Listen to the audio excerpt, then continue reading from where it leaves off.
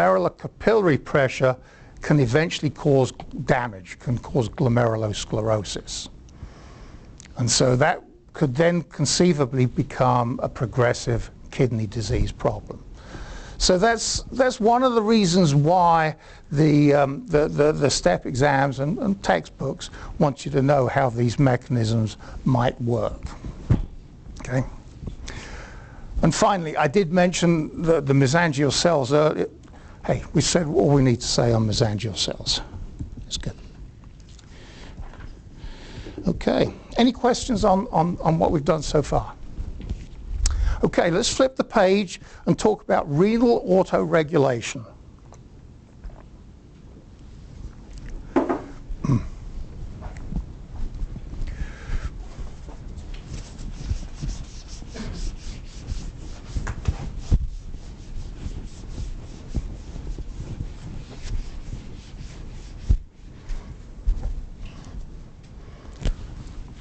Autoregulation.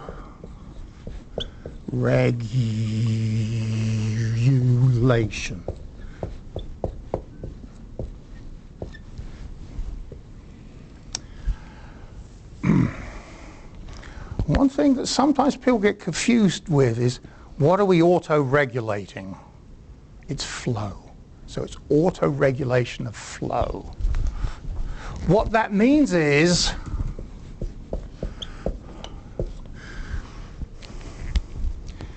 well, I'll tell you what. Here's blood pressure, or pressure, and here's flow. If pressure equals flow times resistance, pressure and flow should be related like that. If resistance doesn't change, it's just a straight line. Yes? And that may be true in a lot of vascular beds, but in the kidney in particular, you have, let me do renal blood flow. It does start off that way.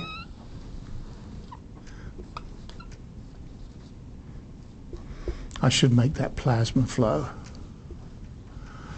Renal plasma flow, and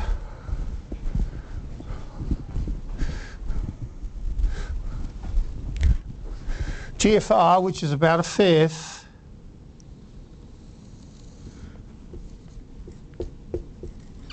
like so. So in other words, above a certain pressure, the flow remains constant no matter what the pressure. And this is good for somewhere around 100 millimeters of mercury.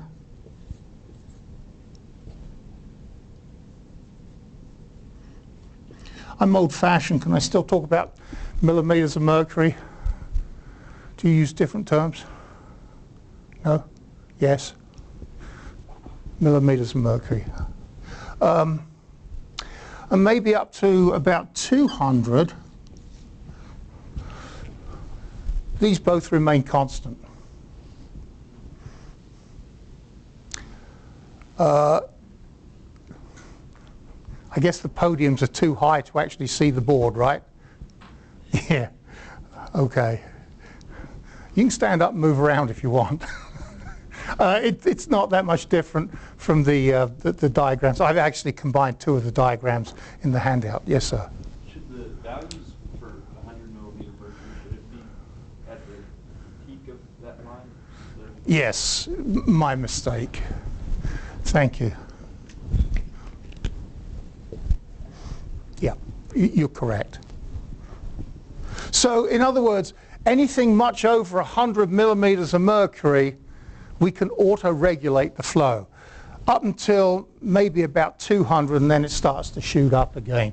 We have mechanisms which will change or which will affect the system such that we can maintain automatic flow. So now you see with that style of graph, if your blood pressure drops much below 100, a mean of 100, then we have trouble making glomerular filtration, right? Glomerular filtration, okay? So, there's my things. So this one's worth a candy. How do we auto-regulate flow? What's the mechanism? Very global terms.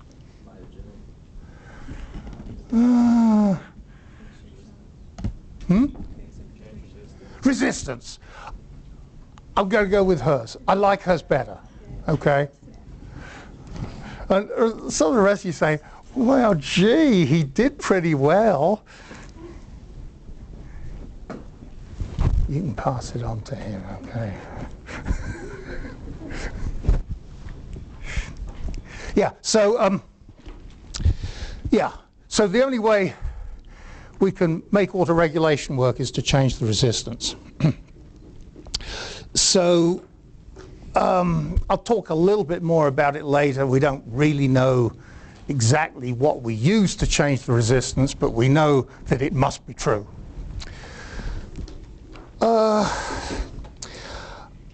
Okay, I want to just go through something, and if you don't get it, it's not absolutely critical, okay? But I think it's still worth me going through it. The idea is that to a certain extent, if we can just regulate the renal plasma flow, the glomerular filtration rate will tend to follow along with it. In other words, all we have to do is regulate renal plasma flow and the glomerular filtration rate will follow along. So the way we'll set this up is if there's an increase in renal plasma flow, the GFR would tend to go up with it. And I'm going to use some trickery and some magic and whatever. Let's use this diagram. So let's say renal plasma flow goes up. And I'll do a couple of different scenarios. And one thing that may happen is that you may increase the PGC, right?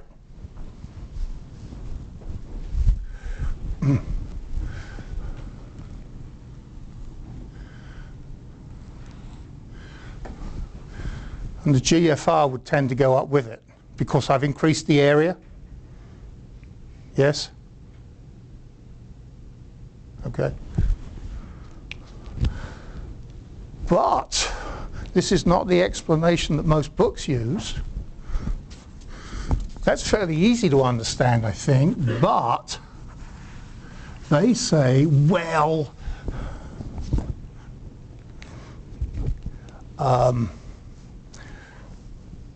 if renal plasma flow goes up, we have mechanisms that shouldn't change the PGC, so really we start here. Even though the renal plasma flow's gone up, let's say that the PGC is the same. Now this one's the one that's a little hard to get a hold of. So now you have a lot more plasma flowing through,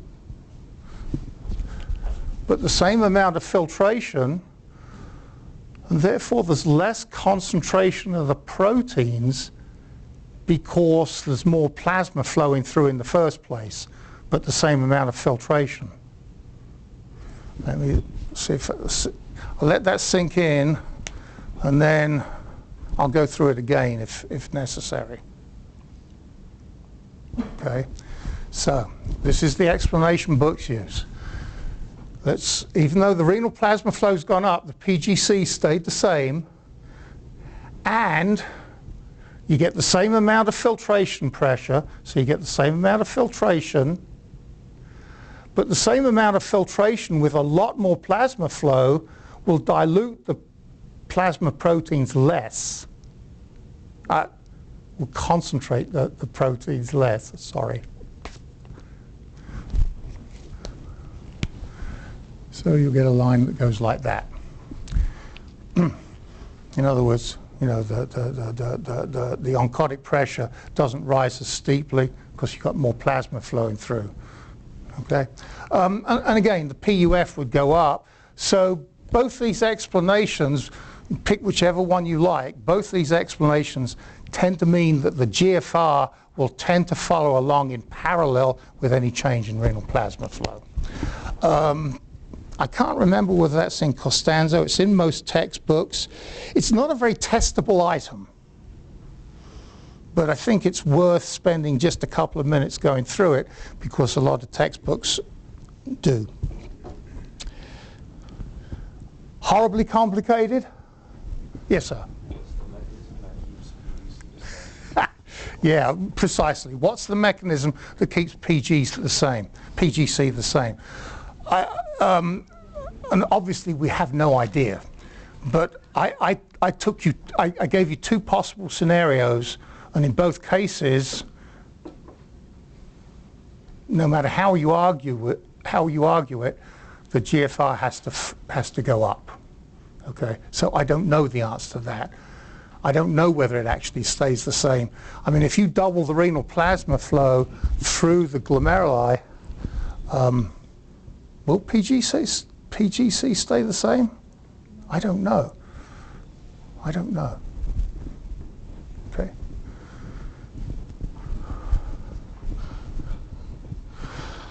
All right. Okay, just a couple of things at the bottom of the page. So why does the kidney auto-regulate renal plasma flow and GFR? We need to maintain, we can't go on a 100-mile run, Dr. EK. Well, I'll follow in the car. How's that?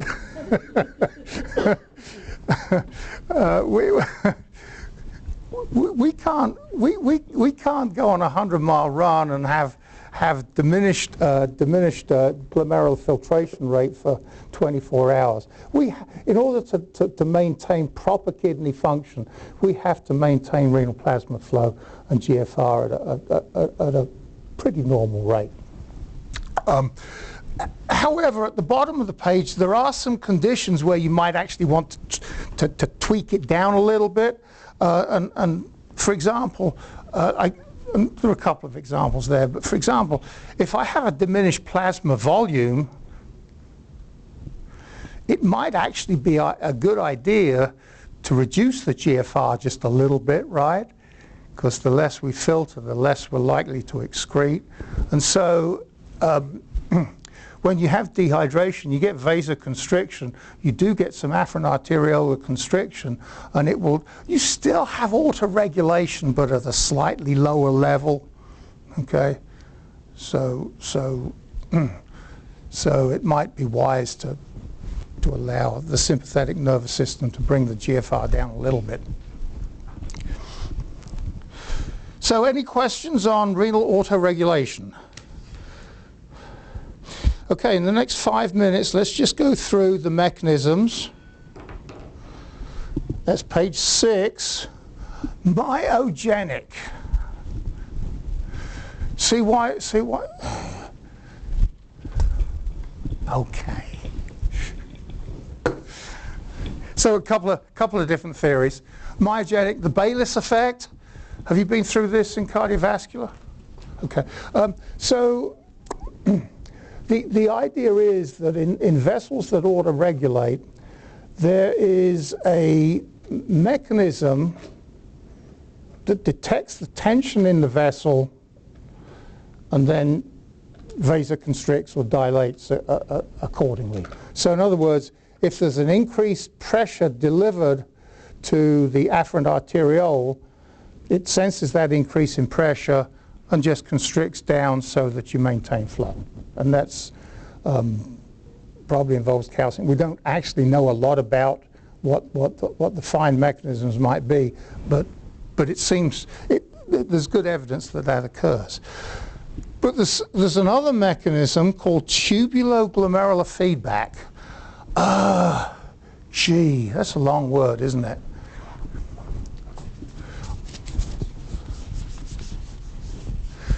tubuloglomerular feedback. Can I just abbreviate that?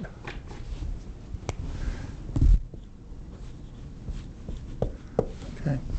So, I think you know a little bit about the anatomy. This is the tubule. Where's my red pen?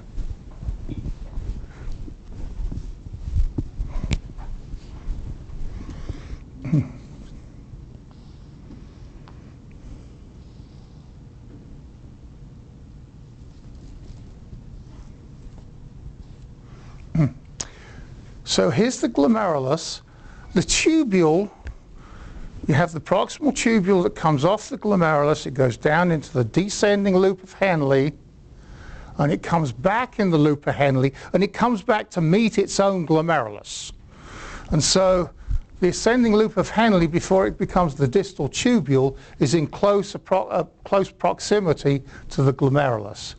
The idea is that we have a mechanism of detecting the amount of fluid that is delivered at that point, and then that somehow is transmitted through the macula densa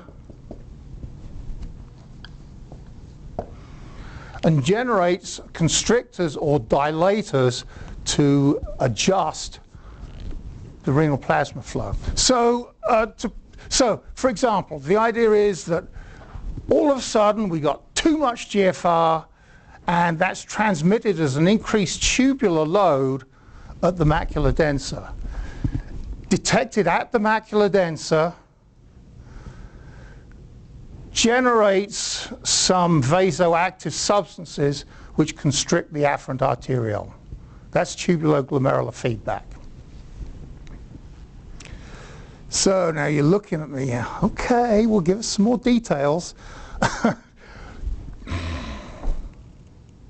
We really don't know what is detected, okay?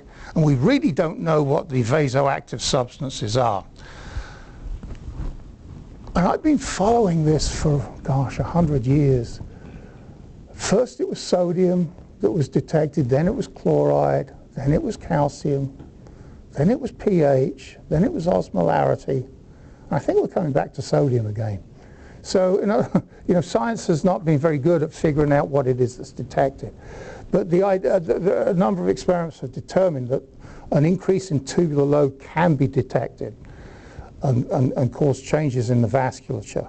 So, since we're so ignorant about that, we must know what causes the vasoconstriction or dilatation. Well, kind of. The best bet is probably adenosine, which is a vasoconstrictor in the kidney. Okay. Well, it can be a dilator, but mostly it has a vasoconstrictor effect. What did you learn in cardiovascular about adenosine? Vasodilator, yeah, absolutely. Thank you. You were paying attention.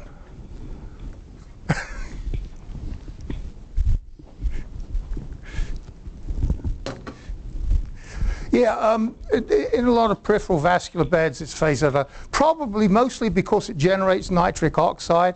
But, for example, in the kidney, if you strip the endothelium and don't allow nitric oxide to be produced, it actually has a vasoconstrictor effect, and it's maintained. In the kidney, after a while, it will tend to vasodilate too. But the idea is that it is the thing that mediates tubuloglomerular feedback.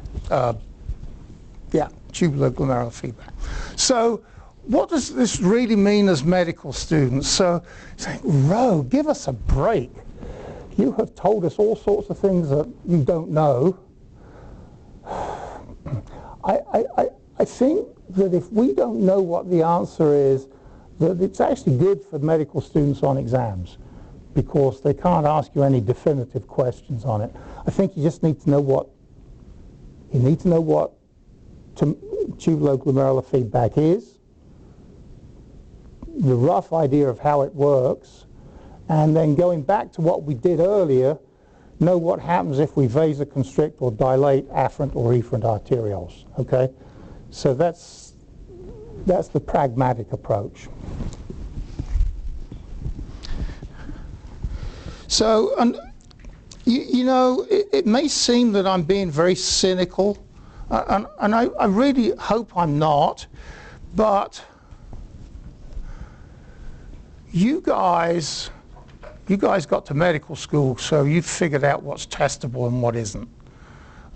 What is testable on step exams is knowing which substances vasoconstrict and which dilate. Okay, so even though we don't know all the fine details of the mechanisms, that list that's on page 5, you should at least know that norepinephrine is a vasoconstrictor, angiotensin II is endothelin, and thromboxane and adenosine. Adenosine and ATP acting on similar receptors. And the dilators, prostaglandins, nitric oxide, maybe not so much dopamine and bradykinin. Prostaglandins, because prostaglandin synthesis is changed by non-steroidal anti-inflammatory drugs, so it's probably worth knowing that prostaglandins are vasodilators in the kidney. So any questions before we take a break? Is that kind of heavy? It's wonderful, Dr. Rowe. It's so easy. Yeah, thank you. Okay, let's take a break. Start again at about 10 on the hour.